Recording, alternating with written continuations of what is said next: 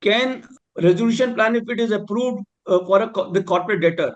Now, normally what happens, the corporate debtor, wherever whosoever is the resolution applicant, they say that all liabilities, etc., are settled, and they are practically, we see all the liabilities are settled. Now, if all the liabilities of the corporate debtors are settled, there is no liability on the corporate debtor. And this liability of personal guarantor is actually emanating from the corporate debtor itself. I'd just like to understand from you, can approval of resolution plan of the corporate debtor discharge the personal guarantor because that plan has been approved? Now, the liabilities have been settled as far as corporate debtor is concerned.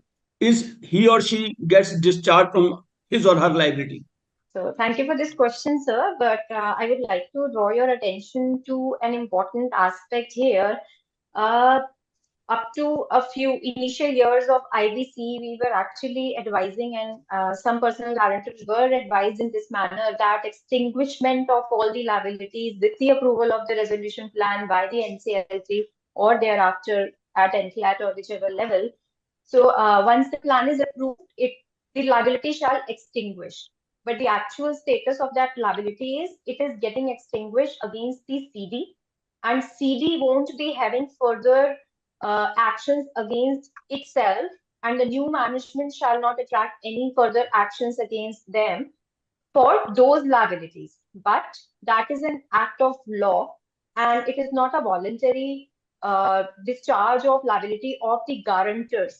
So whosoever is the personal guarantor, or for that matter, even the corporate guarantor, shall continue to carry those liabilities. And it has been well settled law by now, since we have seen in first in the SBI versus Ramakrishnan matter in 2018 itself, while this notification of personal guarantor rules, etc., were not there. Even prior to that, in that matter, it was observed by Honorable Supreme Court that the language of Section 31 of the Code has clearly included the word guarantor. So the plan shall be applicable on guarantor, but the approval of the plan would not discharge a guarantor of his or her liability under the contract which it has entered independent to the CD, because the guarantor is an independent person, is a separate legal entity than the CD. If the CD is getting discharged, that would not automatically discharge the guarantor of his or her liabilities.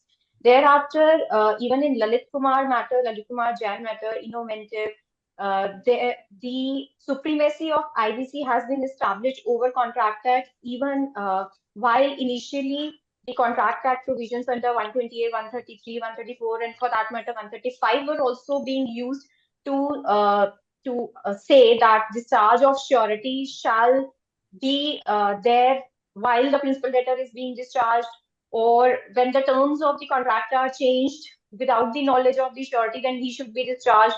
But all those sections were in conflict with the 238, and the supremacy of IBC prevailed.